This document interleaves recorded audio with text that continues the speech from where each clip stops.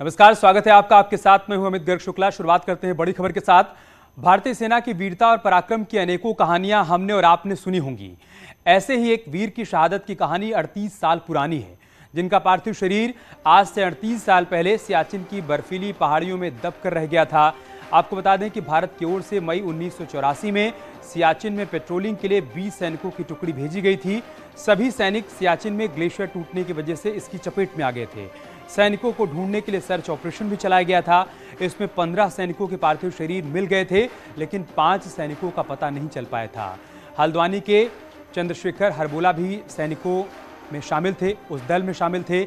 एक दिन पहले उनके घर वालों को सेना की तरफ से सूचना मिली कि चंद्रशेखर हरबोला का पार्थिव शरीर मिल चुका है, जिसे आज हल्द्वानी लाया जाएगा और पूरे राजकीय सम्मान के साथ उनका अंतिम संस्कार होगा। 38 साल बाद परिवार के मुखिया का पार्थिव शरीर मिलने से परिवार के जख्म एक बार फिर से हरे हो गए। तो 38 साल का लंबा इंतजार, उसके बाद आज परिवार के लोगों का इंतजार समाप्त हो रहा है। शहीद चंद्रशेखर का पार्थिव शरीर उनके आवास पर आएगा, जहां उनके शरीर का अंतिम दर्शन किया जाएगा। तमाम लोगों की भीड़ वहां पर इकट्ठा है।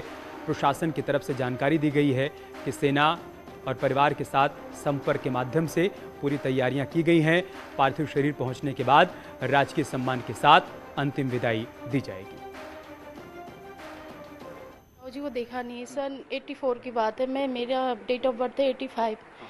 तो हमने अपने ताऊ जी की यादें हमेशा अपने दिल में रखी हैं और उनको फ़ोटो में हमने कहा ये हमारे ताऊ जी हैं और देश के लिए गए हैं, वो शहीद हो गए। हमें इतना गर्व हो रहा है आज अपने ताऊ जी पर। शायद हमारे लिए एक दिव्य आत्मा, हमारे उनके दर्शन करके आज हम धन्य हो गए। भगवान ऐसा बेटा सब हर माँ को दे देश के।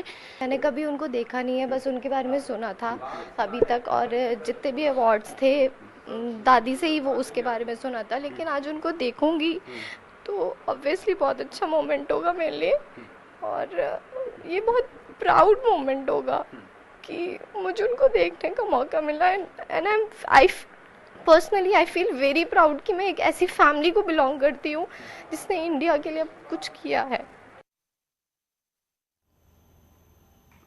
और हल्द्वानी से हमारे सहयोगी शैलेंद्र इस वक्त हमारे साथ जुड़ चुके हैं, जिन्होंने परिवार से बातचीत की, जिनकी रिपोर्ट आप देख रहे थे।